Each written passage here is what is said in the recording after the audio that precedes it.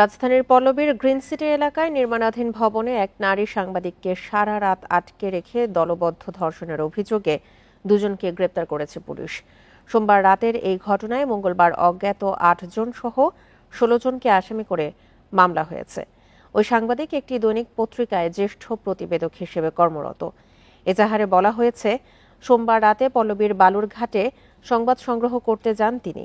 তার কাছে তথ্য ছিল একটি সংঘবদ্ধ চক্র মাটিকাটা এলাকায় অশ্লীল ভিডিও বানিয়ে এর মাধ্যমে অর্থ আদায় করছে। এই ঈদে জামা জুতো অ্যাকসেসরিজের ডিসকাউন্ট। তা নিয়ে প্রতিবেদন করতে সেখানে গেলে আসামিরা তাকে নির্মাণাধীন ওই ভবনে ৩ তলায় আটকে রেখে ধর্ষণ করে। ওই নারী এখন ভর্তি রয়েছেন ঢাকা মেডিকেলের ওয়ান স্টপ ক্রাইসিস সেন্টারে।